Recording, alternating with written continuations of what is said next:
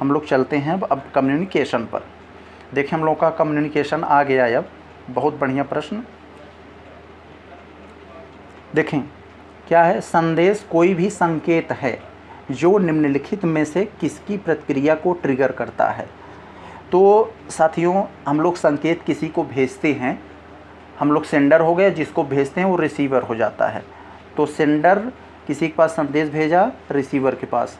Receiver जब तक अपना फीडबैक नहीं देगा इसे, तब तक वो मतलब उसे लगेगा नहीं कि हम अच्छा कर रहे हैं, क्या बोले हैं उसको जो है मिलेगा नहीं। तो निम्नलिखित में से किसकी प्रतिक्रिया को ट्रिगर करता है, रिसीवर की प्रतिक्रिया को ट्रिगर करता है। Option number D. आगे देखें हम लोग 38 का। ऐसे ही छोटे छोटे सवाल आते हैं साथियों संचार में यानी कम्युनिकेशन में। तो देखें निम्नलिखित में से कौन सा संदर्भ प्रेषक और रिसीवर के बीच संबंध को संदर्भित करता है। तो कौन सा संदर्भ प्रेषक और रिसीवर, यानी प्रेषक मतलब जो सेंडर है जो सूचना भेजता है, और रिसीवर मतलब जो प्राप्त करता है, तो इनके बीच संबंध को संदर्भित कौन करता है। तो ये सामाजिक संदर्भ हो गया। तो यहाँ शारीरिक कोई नहीं हो, जब तक टच नहीं होगा तब तक शारीरिक नहीं होगा, सांस्कृतिक भी नहीं हो सकता, कालक्रमबद्ध भी नहीं है, तो सामाजिक संबंध को संदर्भित करता है। आगे देखें 39। देखें ड्रेस कोड। ड्रेस कोड निम्नलिखित में से किस संचार का एक उदाहरण है। तो साथियों हमें पता है ड्रेस कोड, जैसे आप स्कूल में होते हैं या फिर पुलिस में होते हैं तो वहाँ ड्रेस कोड, या फिर आर्मी में होते हैं तो वहाँ ड्रेस कोड बहुत मायने रखता है। आप किसी पुलिस को देखकर या आर्मी वाले को देखकर या फिर स्टूडेंट को कोई देखकर तो उसके बारे में अनुमान लगा लेते हैं कि ये स्टूडेंट है, ये पुलिस है, ये आर्मी वाला है। तो वहाँ पर आपको किसी ने बताया नहीं, किसी लिख कर नहीं बताया, किसी ने इशारा नहीं किया या किसी ने ज़ुबान से नहीं बोला, तो ये अशाब्दिक है यानी वर्डलेस है, तो आप समझ जाते हैं। तो option number B dress code ये होता है, वो बिना शब्दों का होता है, लोग समझ जाते हैं। 40 में हम लोग देखें संप्रेषण के प्रक्रम में अंतिम चरण में सूचना प्राप्त होने के पश्चात देता है। तो साथियों अभी मैंने बताया, आप सेंडर हो, किसी को सूचना भेज रहे हो, और किसे भेज रहे हो, जिसे भेज रहे हो रिसीवर होता है। आप भेज रहे हो तो आप भेजने वाला हो गए, हमें भेज रहे हो तो मैं रिसीवर हो गया। तो उसके बाद अंतिम चरण में क्या होता है, सूचना आपने इनकोडिंग करके भेजा, फिर सूचना इकट्ठा किया भेजा, फिर ये बेचारा प्राप्त किया, प्राप्त करने के बाद इसको डिकोड करेगा कि हाँ डिकोड मतलब जो है उसको पढ़ेगा और फिर प्रतिक्रिया देगा। तो यानी फीडबैक, जिसे हिंदी में प्रतिपुष्टि कहते हैं। तो प्रतिपुष्टि जो है कम्युनिकेशन का अंतिम चरण होता है। Option number D. यानी आप हमें कुछ भेजे, मैं उसे समझूंगा और मैं सबसे अंत में क्या करूंगा, आपको उसका जवाब दूंगा, फीडबैक, तो वही सबसे अंतिम होता है। देखें 41 में कह रहा है टनल दृष्टि एवं समाधान की शीघ्र प्राप्ति अधोलिखित में से कौन सा संप्रेषण का माध्यम है। तो संप्रेषण का माध्यम यह है साथियों, यहाँ सकारात्मक संप्रेषण है, टनल दृष्टि एवं समाधान की शीघ्र प्राप्ति के लिए। तो यहाँ पर ये सकारात्मक संप्रेषण यानी पॉजिटिव कम्युनिकेशन होगा। आगे देखें संचार में निस्पंदन के बुरे प्रभाव को कम करने के लिए किस उपाय का प्रयोग किया जाता है। यानी साथियों संचार होगा, कम्युनिकेशन हो रहा है, तो उसमें जो निस्पंदन का मतलब होता है फिल्टर। तो फिल्ट्रेशन के बुरे प्रभाव को कम करने के लिए क्या प्रयोग किया जाता है, तो वो है साथियों स्पर्शीय संचार। जैसे संचार हो रहा है कहीं पे और वहाँ पर उसके फिल्ट्रेशन में कुछ मतलब कमियां आ रही हैं, तो जैसे आप स्पर्शी संचार कर सकते हो। जैसे आप आप सेंडर हो, हमें कोई सूचना भेजा, मैं रिसीवर हूँ, तो यहाँ पर क्या होता है कि संबंध को अच्छा करने के लिए जो है यहाँ पर स्पर्शी संचार होता है, जैसे हाथ मिलाना, कंधे पर हाथ पकड़ना, तो ये सब जो होता है और स्पर्शी संचार होता है।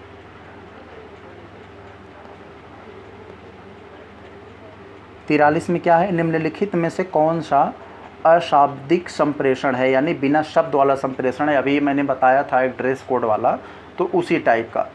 तो कौन सा अशाब्दिक संप्रेषण है? आँखों का हाव भाव, यस, जैसे आँखों के हाव भाव हम कुछ कहे न, लेकिन अपने आँखों के हाव भाव से हम ऐसा कह दें कि सामने वाला समझ जाए। हम कुछ कहें न, संकेत दे दे, इशारा कर दें, सामने वाला समझ जाए। मुंह के हाव भाव हम बोले न, लेकिन मुंह कुछ ऐसा बना लें कि लग जाए हाँ ये क्या कहना चाह रहे हैं। यानी सभी के सभी जो है अशाब्दिक वर्डलेस कम्युनिकेशन है। अब देखें हम लोग 43 हो गया, 44 में देखते हैं क्या है। बहुत बढ़िया प्रश्न। देखें, निम्नलिखित में से कौन सा कक्षागत संप्रेषण है, यानी क्लास कम्युनिकेशन से संबंधित है। तो साथियों, कक्षागत संप्रेषण में आप टीचर और स्टूडेंट रख सकते हो। एक क्लास है, यहाँ पर एक टीचर पढ़ा रहा है और यहाँ पर सारे बच्चे बैठे हैं। एक उदाहरण मैं आपको बता रहा हूँ। तो क्या होता है साथियों, टीचर जो होता है बच्चों को अप्रत्यक्ष संप्रेषण भी कर सकता है, यानी इशारा से भी बता सकता है, बिना कुछ बोले भी बता सकता है, और संकेत कर सकता है, अपने हाव भाव से बता सकता है। यानी वहाँ अप्रत्यक्ष संप्रेषण भी हो सकता है। अनौपचारिक संप्रेषण नहीं होगा। अनौपचारिक का मतलब जहाँ रूल, नियम, रेगुलेशन लागू नहीं होते हैं, प्रोटोकॉल लागू नहीं होता है जिस संप्रेषण में, उसे हम लोग अनौपचारिक संप्रेषण कहते हैं। तो क्लास है भाई, यहाँ पर तो औपचारिक संप्रेषण तो होगा ही। कक्षागत संप्रेषण है तो यहाँ पर रूल, नियम, रेगुलेशन, प्रोटोकॉल तो लगेगा ही। तो 2 नहीं होगा। तो जिसमें 2 है उसे आप काट दीजिए, वो उत्तर नहीं होगा। ये इसमें 2 बैठा है, इसमें 2 बैठा है, इसमें 2 बैठा है, तो ये उत्तर नहीं होंगे। उत्तर केवल ये सी होगा। तो यानी एक हो जाएगा अप्रत्यक्ष संप्रेषण, यानी कक्षा में टीचर है तो वह बिना शब्दों के भी समझा सकता है। मौन संप्रेषण, मौन रहकर भी समझा सकता है। टीचर आपको बीएससी का मैथ पढ़ा रहा है, आप टीचर से जो है a+b² फार्मूला पूछ लिए, तो टीचर कंधे सर पे हाथ रख के बैठ गया, कुछ बोल नहीं रहा है, तो लोग समझ जाते हैं टीचर क्या कहना चाह रहा है। तो यानी वो मौन संप्रेषण। औपचारिक संप्रेषण मतलब जिसमें रूल, नियम, रेगुलेशन लागू होता है, तो औपचारिक संप्रेषण। तो यानी ये तीनों होंगे, 2 नहीं हैं। बढ़िया सवाल था, इसलिए मैंने थोड़ा समय दे दिया इस पर। औपचारिक दिशा निर्देश एवं प्राधिकार पदानुक्रम संचार के किस प्रकार के उदाहरण हैं? तो साथियों, औपचारिक दिशा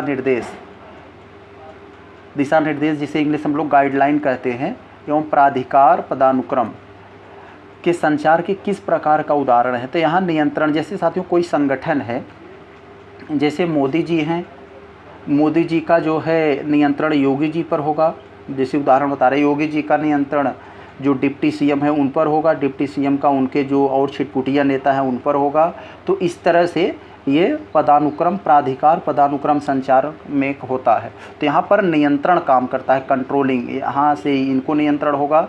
तो यानी हर ऊपर वाला अपने नीचे वाले को नियंत्रण करता है, तो गाइडलाइन के लिए ये होता है। आगे चले देखें 46 में, निम्नलिखित में से कौन सा कौशल का मतलब इंग्लिश में स्किल होता है, अंतर्वैयक्तिक संबंध को प्रगाढ़ नहीं बनाता है?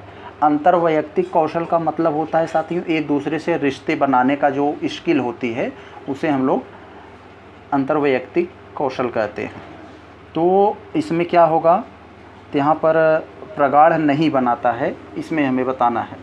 तो यहाँ पर जो है लोक कौशल, मृदु कौशल, जीवन कौशल, तो यहाँ पर जो है ये सब नहीं होंगे। ऑप्शन नंबर डी हमारा यहाँ पर जो 46 में, सॉरी ये डी नहीं, ये ऑप्शन नंबर सी जीवन का कौशल होता है। यानी हम लोग संबंध बनाने की बात होती है ना, तो अंतर्वैयक्तिक कौशल है तो जीवन का कौशल। ऑप्शन नंबर सी हो जाएगा 46 का। 47 का देख लेते हैं, निम्नलिखित में से कौन सा संप्रेषण प्रक्रम में प्रथम चरण होता है? तो प्रक्रम में प्रथम चरण कौन होता है? तभी मैंने बताया मेरे भाई, यही उदाहरण आप हमेशा लीजिए। सेंडर कोई भेज रहा है सूचना और आप उसे प्राप्त कर रहे हो, तो आप रिसीवर हो गए। तो भेजने वाला जो है उसमें सबसे पहले उसके पास जो है संदेश होना चाहिए, सूचना होनी चाहिए। उस सूचना को क्या करता है, वो इनकोडिंग करता है। जिसे इनकोडिंग का मतलब हम ऐसा कर दें कि जिसके पास भेजे वही उसको पढ़ पाए। तो इनकोडिंग करता है, फिर भेजता है, फिर वो प्राप्त करता है, फिर वो डिकोडिंग करके उसे पढ़ता है, फिर अंत में फीडबैक देता है। तो सबसे पहला संदेश हो जाएगा, अगर सबसे अंत में पूछा होता तब फीडबैक यानी प्रतिपुष्टि हो जाता। ऑप्शन नंबर बी उत्तर होगा। 48 में क्या होगा साथियों, निम्नलिखित में से कौन सा एक संपर्क कौशल नहीं है। तो मेरे भाई एक संपर्क कौशल नहीं है, तो यहाँ पर संपर्क कौशल कौन सा नहीं है, सुनना, तैरना, बोलना, हाथ लहराना, तो यहाँ पर कौन होगा 48वें बार। तो साथियों यहाँ पर जो सभी पर संपर्क कौशल में सुनना भी आता है, जब तक आप सुनेंगे नहीं तो संपर्क कौशल कैसे होगा, बोलना भी, हाथ हिलाना भी, ये सब संपर्क कौशल के उदाहरण हैं। ये तैरना जो है ये कोई संपर्क कौशल का उदाहरण नहीं है, तो ऑप्शन नंबर बी उत्तर हो जाएगा हमारा। तो 49 में देखते हैं 49 में, संचार के संदर्भ में निम्नलिखित में से कौन सा कथन सत्य है।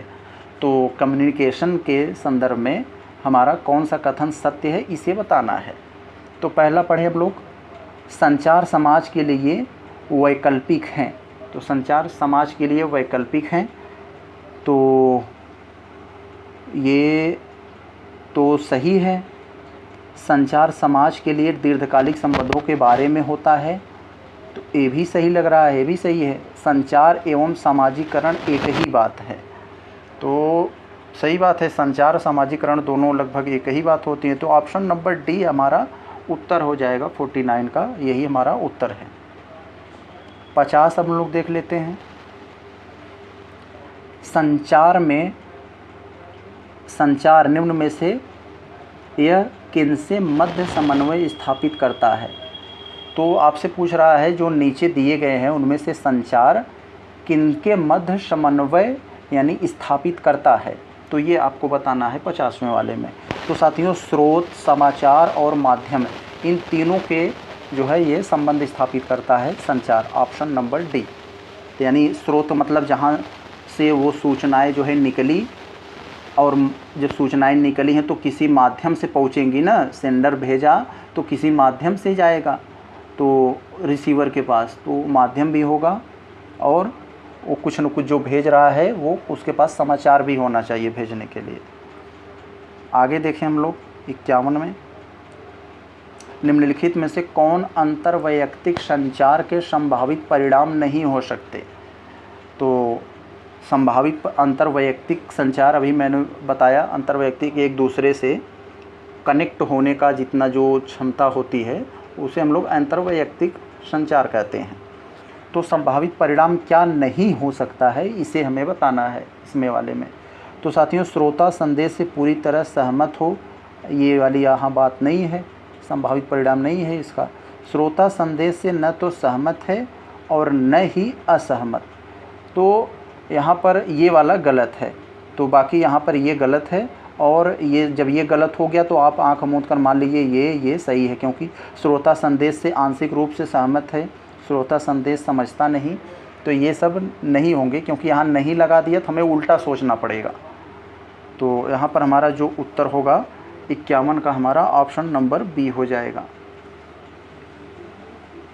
52 का देख लेते हैं, निम्नलिखित में से कौन सा संप्रेषण संदेश का भाग नहीं है। तो यहाँ पर कुछ संप्रेषण दिए गए हैं, कौन सा संप्रेषण में, निम्नलिखित में से कौन सा संप्रेषण में संदेश का भाग नहीं है। तो भंगिमा, भावभंगिमा, संकेत, सक्रियता से सुनना, ये 4 ऑप्शन दिए हैं, कह रहा है संदेश का भाग कौन सा नहीं है, तो ऑप्शन नंबर डी सक्रियता से सुनना। तो ये संकेत का भाग नहीं होता है, बाकी सब हैं। आगे चले हम लोग 53 में, एक स्वस्थ व्यक्ति निम्नलिखित में से कौन से माध्यम में सबसे अधिक ज्ञान प्राप्त करता है। कोई स्वस्थ व्यक्ति है, किसी तरह का उसमें डिफेक्ट नहीं है, विकलांगता नहीं है, तो सबसे अधिक ज्ञान प्राप्त करता है। यहाँ ये बात अगर नहीं याद रखेंगे तो आप लोग क्वेश्चन को गलत कर देंगे। स्वस्थ व्यक्ति की बात कर रहा है, तो स्वस्थ व्यक्ति मेरे भाई देख कर सबसे ज़्यादा ज्ञान प्राप्त करता है। अगर एक अंधा व्यक्ति होता है तो सबसे ज़्यादा ज्ञान प्राप्त जो है छू कर नहीं बल्कि वो सुन कर करेगा। तो ऑप्शन नंबर ए सही है। 54 में, निम्नलिखित में से कौन सा संप्रेषण के लिए बाधक है। तो कम्युनिकेशन के लिए कौन सा बाधक है यहाँ पर, तो इनमें हमें वही बताना है 54 वाले में। तो देखिए मतांधता, ये भी जो है बाधक है।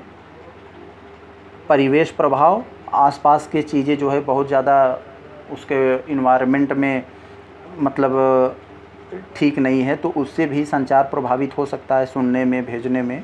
और शोर, ये भी तो हो सकता है। तो यानी ऑप्शन नंबर डी, ये सभी जो है कम्युनिकेशन में जो है बाधक पहुंचाने के माध्यम हैं। 75 में देखते हैं, संप्रेषण प्रक्रिया के संदर्भ में, संप्रेषण प्रक्रिया के संदर्भ में सत्य कौन सा है?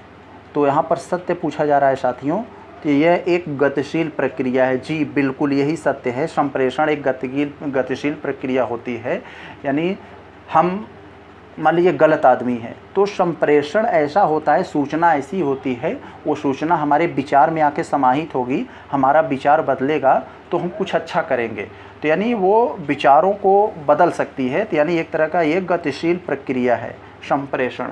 55 हमारा ए उत्तर हो जाएगा। 56 का देख लेते हैं, संप्रेषण में सबसे अधिक सहायक श्रव्य कौशल है। तो संप्रेषण में सबसे अधिक सहायक श्रव्य कौशल है, तो हमें मालूम है साथियों संप्रेषण होता है, कम्युनिकेशन होता है, तो उसमें सबसे अधिक जो सहायता करती है सुनने की। यदि आप एक अच्छा श्रोता हैं तभी आप एक अच्छा वक्ता हो सकते हैं, ये आप लोग को तो पता होगा। तो आपको सुनने की जो कला होती है वो सक्रिय श्रव्य कहा जाता है। संप्रेषण में सबसे अधिक सहायक श्रव्य कौशल है, वो श्रव्य कौशल कैसे होनी चाहिए? सक्रिय श्रव्य। ये नहीं कि आप यहाँ किसी का हम बोल रहे हैं, आपका दिल और दिमाग कहीं और है, अब चाहे जहाँ वो मैं नहीं बता सकता, तो आप इसका मतलब सक्रिय श्रव्य में नहीं है। तो ऑप्शन नंबर डी उत्तर होगा 56। अब हम चलते हैं 57 पर। निम्नलिखित में से कौन सा संप्रेषण कौशल के मूल्यांकन का सर्वाधिक उपयुक्त पैरामीटर है?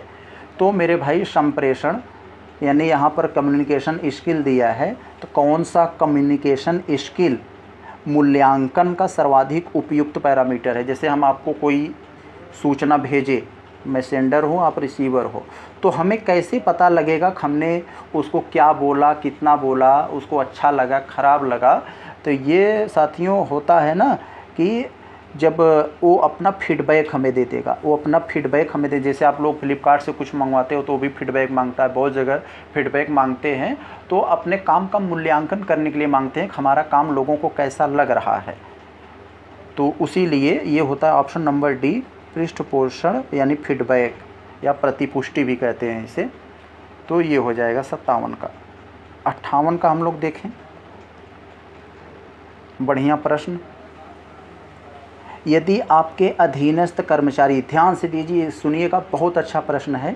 यदि आपके अधीनस्थ कर्मचारी को छुट्टी चाहिए पर उसकी अनुपस्थिति में आपके विभाग का कार्य नुकसान होगा क्योंकि उस कार्य के लिए वह मुख्य रूप व्यक्ति वही है, तो ऐसी परिस्थिति में आपको क्या करना चाहिए? साथियों ऐसा कह रहा है, इसका कहने का मतलब ये है कि आप कोई कंपनी चला रहे हैं और आपके कोई नीचे का व्यक्ति, उसके यहाँ कोई समस्या हो गई और वो छुट्टी मांग रहा है आपसे और वो छुट्टी चाहता है, लेकिन उसके बिना वह काम नहीं हो सकता है।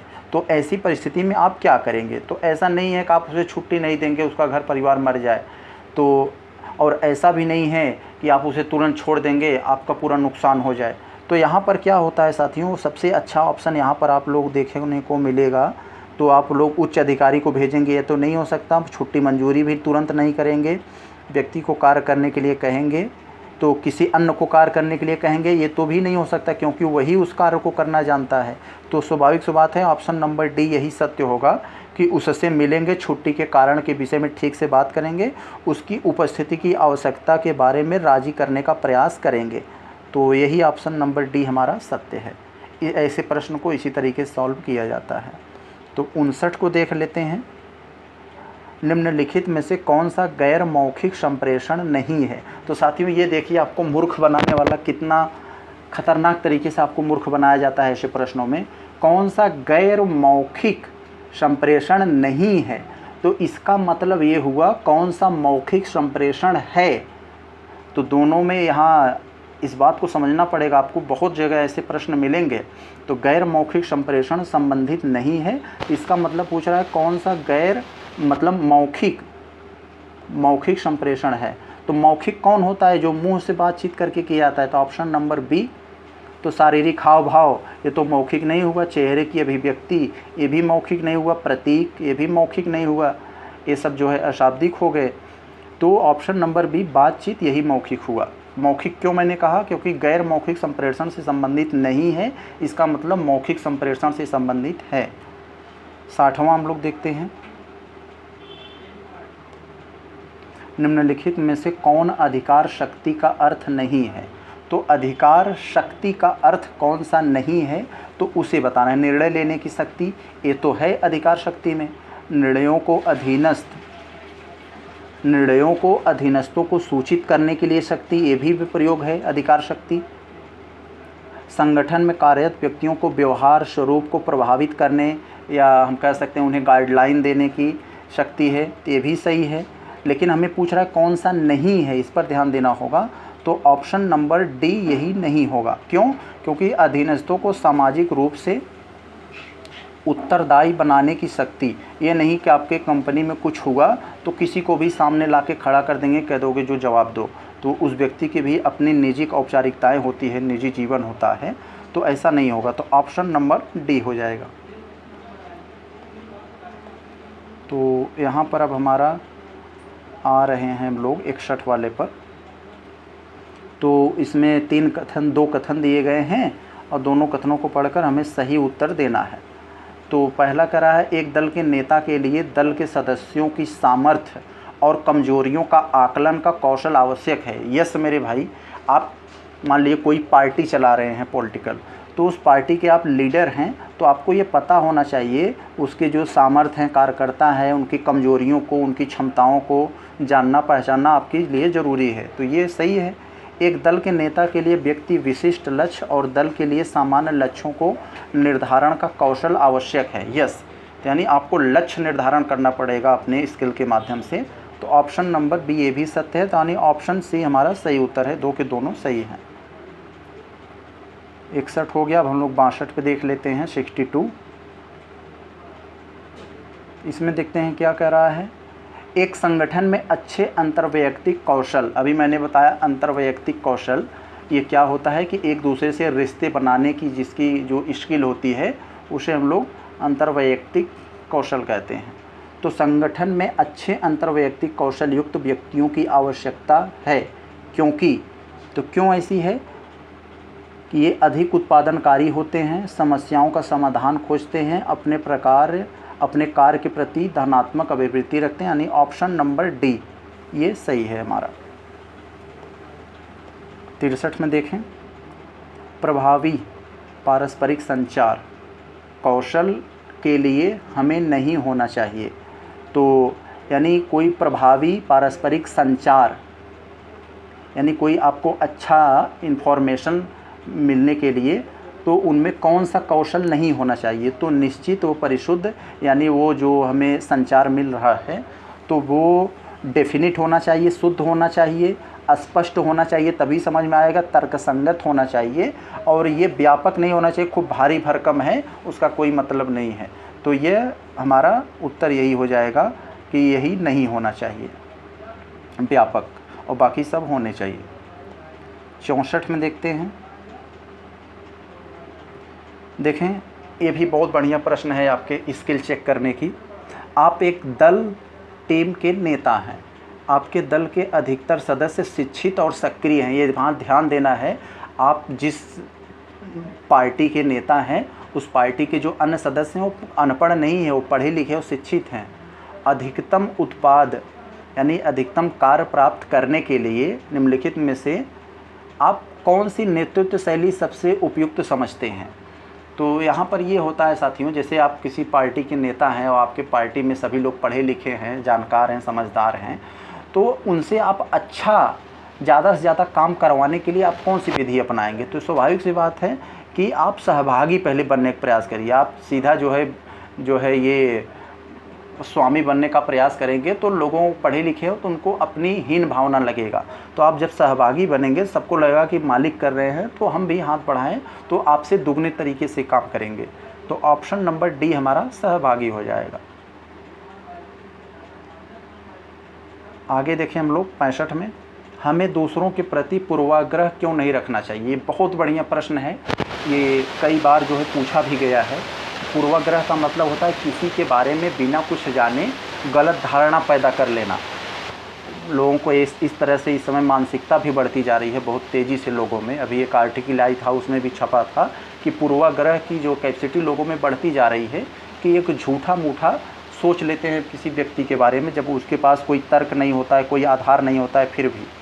तो हमें दूसरों के प्रति पूर्वाग्रह क्यों नहीं रखना चाहिए, क्योंकि मेरे भाई जैसे आपका कोई सामान चोरी हो गया तो आप किसी को पहले चोर नहीं कहेंगे, क्योंकि उस चोर को कहने से पहले आपके पास कोई तर्क होना चाहिए, कोई आधार होना चाहिए, उसके बाद आपको बात करनी चाहिए। तो क्योंकि यहाँ पर लिखा है ना, ऑप्शन नंबर सी हमारा उत्तर होगा, क्योंकि उनके साथ दुर्भावपूर्ण व्यवहार करने के लिए आपके पास पर्याप्त आधार नहीं है। तो ऑप्शन नंबर सी यही उत्तर होगा। तो देखते हैं क्वेश्चन नंबर 66। इसमें क्या है, संघर्ष एक निर्माणात्मक बल या शक्ति हो सकता है। तो संघर्ष एक निर्माणात्मक शक्ति यानी क्रिएटिव पावर हो सकता है यदि प्रभावी मैनेजमेंट किया जाए। यानी आप कोई पार्टी चला रहे हैं और उसमें लोग संघर्ष कर रहे हैं, और संघर्ष करते वक्त अच्छा फीडबैक पाने के लिए तो आपको सबसे पहले मैनेजमेंट अच्छा होना चाहिए। तो आप दुकान ही कोई खोल लीजिए, उसका मैनेजमेंट ठीक से नहीं किए हैं तो उसका आपको फीडबैक नहीं मिलेगा। आगे देखें हम लोग 67। तो साथियों यहाँ हमारा मैथ का आ गया। मैथ हम लोग अब अगले एपिसोड में देखेंगे, पार्ट 2 में। वीडियो बहुत लंबा हो जाएगा तो इसको हम लोग अगले पार्ट 2 में रखेंगे। अभी तक हम लोगों ने हिंदी, इंग्लिश और कम्युनिकेशन से संबंधित जितने प्रश्न थे इस वाले टेस्ट सीरीज में, उसको हमने बहुत अच्छे से कवर कर लिया। अब हम लोग मिलते हैं किसी नेक्स्ट क्लास में, तब तक के लिए नमस्कार।